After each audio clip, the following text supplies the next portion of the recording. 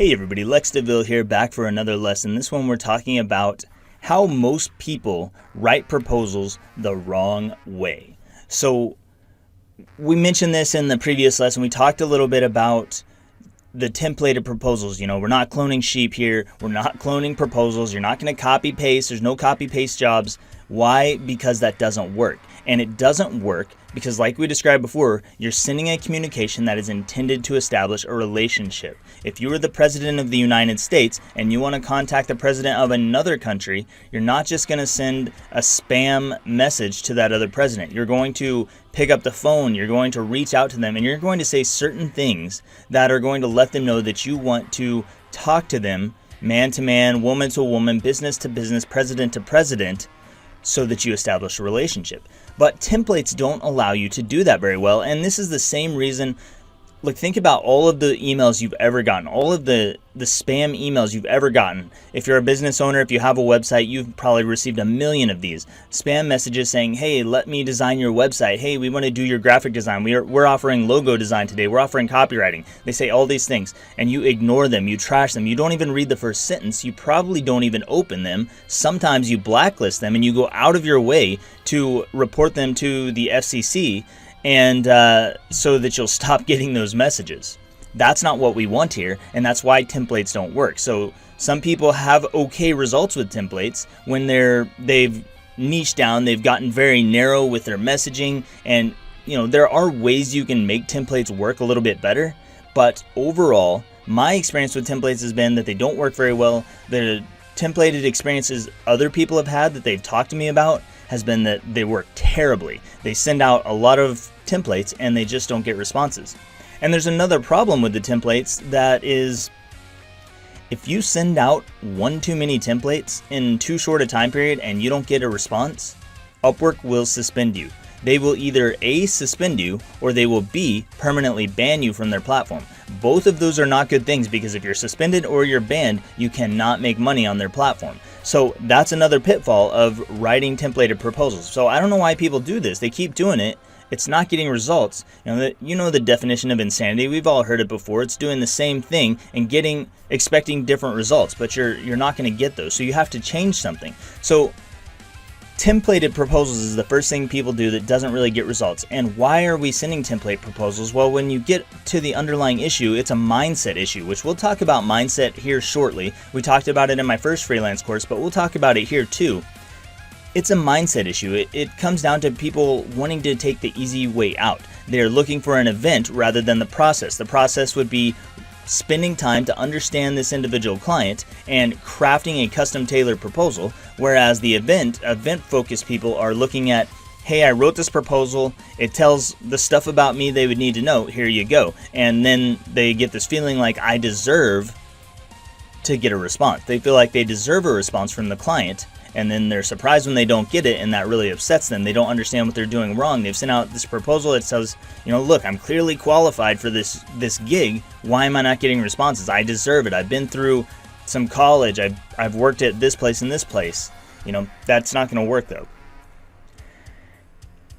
People are writing proposals like this. So not only we're actually stacking a couple of problems together. So the first problem is that it's a template. And when you send templates, the problem with templates on Upwork is that a lot of clients are posting messages like, reply with pizza at the top of your proposal to let me know that you're paying attention. They want to know you're paying attention. They want to know that you took the time to read their job post, because they took the time to write it, so they want you to read it.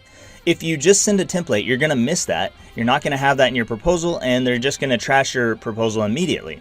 Other problems that you're going to have with that are similar. If you send a template, you're not going to address their specific issues. They're going to feel like you didn't take any time, you didn't care, and you're not going to care about their business when they give you the job. So they're not going to give you the job. So that's another problem. Going beyond templates. So templates are like the number one proposal mistake I see people making. But there's another mistake, or another series of mistakes people are making, and it's in how you actually write those templates, or how you actually write your proposals. So this next part moves into I focus. It's me focus. It's all about me, me, me. Whenever you send your proposals, you write them I want you to like go back into your Upwork. If you've already started sending proposals, go into Upwork, look at every past proposal you've sent. How many of those proposals started with the word I?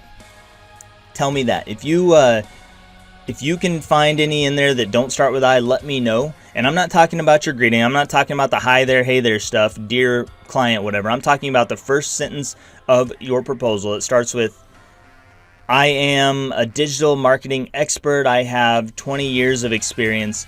Something like that. It talks about your work history. It talks about your education, your college degree, your certifications. That's what it talks about. And it starts with I almost every single time. That is the next big mistake. So between templated proposals and too much me, that's going to be the two big mistakes that are going to stop you from getting responses.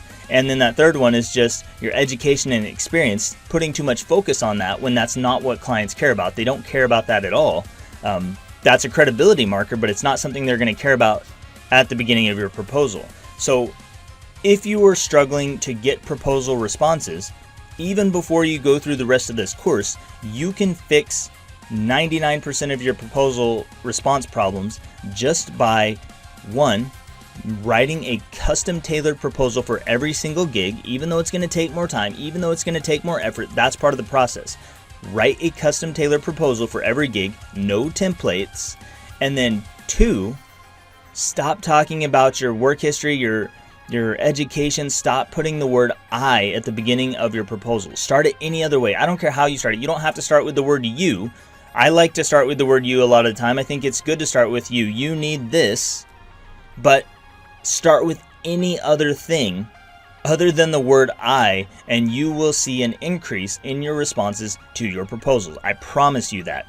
That has been my experience. That is what I tell people every day. And as soon as they start making this change and start removing the word I as much as possible, I, me, my, they start getting better results. So that's what I've got for this one. Hope you're not making these mistakes, but some of you I know will be, and this is going to change your life just by fixing these three things.